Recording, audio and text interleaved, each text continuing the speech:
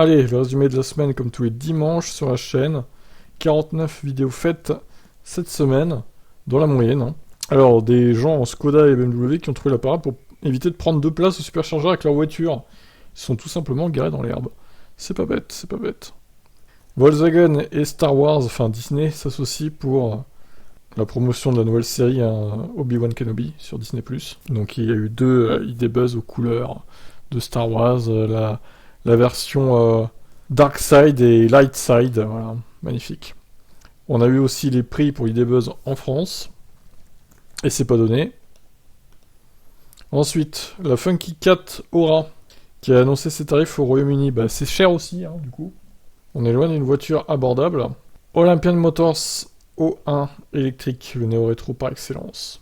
Très étonnant comme voiture, elle est immense en plus, ça fait plus de 5 mètres de long.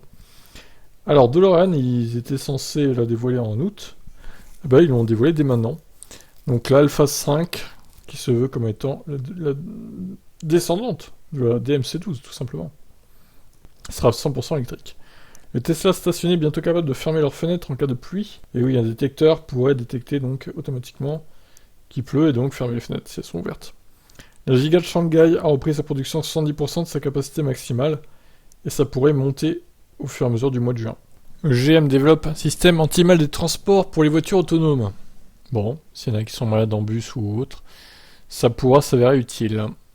Ineos va se lancer dans l'hydrogène et l'électrique à batterie. Ils vont notamment électrifier un 4x4 là, je sais plus comment il s'appelle, j'en parle dans la vidéo de toute façon. Le Grenadier je crois. Donc voilà. Ensuite, Tesla met fin à la supercharge gratuite en Pologne et Slovaquie. Donc c'était spécialement pour ceux qui venaient d'Ukraine, hein, évidemment. C'est terminé donc la gratuité. Aux US, il se vante d'avoir rechargé sa Tesla dans plus de 1600 superchargeurs différents. Donc voilà, encore à la con encore.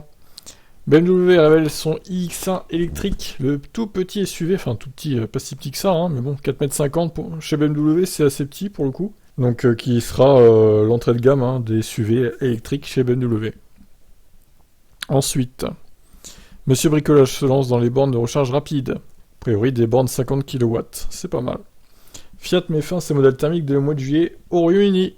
Ils vendront plus que des modèles électriques ou électrifiés. L'action de Tesla ne se porte pas très bien, doit-on craindre un effondrement bientôt. La bourse, ça va, ça vient. Je suis pas sûr qu'on puisse craindre un effondrement quand même, mais bon, sait-on jamais. L'électrique se maintient en France au mois de mai 2022, mais bon, ça augmente pas fortement quand même. Hein. Vous pouvez s'attendre à plus de hausse que ça. Musk va-t-il intégrer Apple AirPlay dans cette Tesla pour un son d'encore meilleure qualité? Le clin d'œil de la Renault Megane E-Tech à la clé Williams des années 90. On est dans une concession espagnole, ils ont fait ça. Bon voilà, ça vaut ce que ça vaut. Musk veut stopper le télétravail chez Tesla. Soit vous revenez au bureau, soit on vous vire. Voilà, en gros c'est ça, 40 heures de travail par semaine, minimum. Elon il rigole pas. Il est pas là pour enfiler des perles. Chevrolet Bolt, EV et EUV, c'est les soldes chez GM, presque 20% de soldes quand même, de rabais pour ces modèles. Le patron de Ford mise sur une baisse de prix massive des VE dans les années à venir. Il manque le mot « sûr », évidemment. Alors, je sais pas s'il aura raison, lui, parce que tout porte à croire que les VE vont pas baisser de sitôt, voire même peut-être augmenter, à cause de la guerre en Ukraine notamment, la pénurie de composants, etc. Volvo compte utiliser l'Unreal Engine dans ses futures voitures électriques. Ça, voilà. Pas très utile. Toyota dévoile un curieux concept de cartouche à hydrogène portable. Alors, on sait tout l'amour que porte Toyota pour l'hydrogène. Ils sont à fond dessus, ils misent tout sur l'hydrogène, clairement, quitte à renier un peu les voitures à batterie. Donc voilà une innovation bien curieuse. La Model S va fêter ses 10 ans ce mois-ci. Et oui, 10 ans déjà, incroyable. Alors là, une course-poursuite entre un Model Y de police et une Mustang thermique aux US. Alors à noter quand même, le mec, dans la course-poursuite, il chante, le flic. J'ai trouvé ça extraordinaire. Le mec, il est tranquille, il fait sa petite course-poursuite, il a mis la radio, la musique, il chante. Ah, c'est magnifique. Bah au moins lui, il est content de faire son boulot.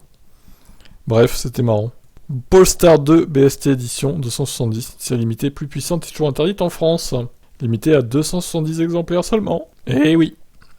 Tesla doit réduire de 10% ses effectifs, selon Musk, et il a déclaré aussi qu'il avait un mauvais pressentiment concernant l'économie mondiale qui pourrait s'effondrer selon lui. Les acheteurs en attente de leur Tesla voient leur délai de livraison exploser depuis quelques jours. Certains ont augmenté de 3 ou 4 mois. Hein. Rien que ça, donc vous avez été nombreux à témoigner dans les commentaires. La Mercedes GLC hybride rechargeable va proposer une batterie de plus de 31 kWh, de quoi faire plus de 100 km sur une seule charge en électrique. Alors c'est la Fiat 500 électrique qui a dominé les ventes de voitures électriques en France en mai 2022, encore une fois, pour la deuxième fois consécutive. Alors Pierre Desjardins se lance dans un déménagement de Paris à Strasbourg avec un Peugeot Boxer électrique. Et on en reparlera sûrement la semaine qui vient là, mais il galère avec son truc, il accepte pas les charges rapides, etc. Là il a essayé de se brancher au superchargeur Tesla, il y a eu un message d'erreur sur le véhicule, donc compliqué. Au moins il tente, hein, c'est bien. La Unix 5 peut maintenant effectuer des mises à jour à distance, donc ça c'est cool, bien que ce soit une mise à jour seulement, on va dire, pour l'infotainment, et pas pour la batterie ou le moteur. Alors, voiture électrique à 100 € par mois. Pour qui et quels sont les modèles concernés? On en sait un peu plus, mais pas beaucoup non plus. Donc on va attendre d'avoir des précisions. Genesis prépare une compacte électrique pour l'Europe de l'année prochaine. Une berline compacte, et oui, vous avez été nombreux à réagir. Mais bon, Genesis c'est très cher, donc vous attendez pas à 20 000 €. Hein. Bouygues dévoile deux concepts électriques, Wildcat et Electra X, cruciaux pour sa survie. Et oui, sinon, Bouygues c'est faillite. La NHTSA enquête sur plus de 700 plaintes de freinage fantôme aux US. Ça ne fait qu'augmenter, hein, visiblement, le nombre de plaintes. Volvo rejoint le mouvement Style Zéro pour baisser un peu plus ses émissions de CO2 par voiture. C'est bien, Fastned veut maintenant implanter des stations de recharge rapide en ville. Toujours de grandes ambitions, c'est cool. Alors, un autre constructeur qui a de grandes ambitions, c'est Wuling, qui veut commercialiser dans le monde entier sa R-EV. Et mon dieu que c'est moche. Qu'est-ce que c'est moche. Oh là, c'est incroyable. Eh ben mon vieux, j'espère que pour eux qu'ils auront des ventes, mais bon, j'en doute. Hein. Le IA Day 2 est repoussé à fin septembre. Le prototype fonctionnel d'Optimus y sera révélé. Incroyable. En espérant que ça fasse pas comme dans Terminator. La nouvelle 408 hybride rechargeable électrique seront présentées fin juin. Donc dans quelques semaines. Encore un incendie chez Rivian, décidément rien ne va chez eux en ce moment. Terrible. Panasonic a commencé la production de cellules 4680 et envoie des échantillons à Tesla pour savoir si tout est bien. Porsche investit encore massivement dans l'iMac. Alors là, on a parlé un petit peu de moto électrique. La Triumph TE1 sera présentée en juillet, voici ce que l'on sait. Et oui, on parle aussi de moto sur cette chaîne, mais bien que, bon, c'est assez rare quand même, mais j'essaie d'en parler quand même.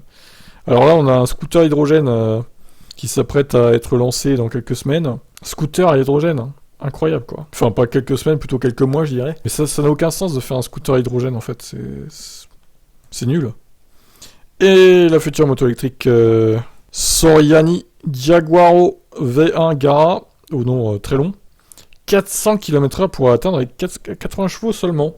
Je suis assez étonné, mais bon, pourquoi pas. Hein. Et enfin, on termine avec une news voiture. L'Argus a testé donc la Kia EV6 sur son trajet habituel de 249 km. Et la conso est très bonne. Hein. C'est pas les tests de l'Automobile Magazine, hein, qui étaient totalement irréalistes, eux.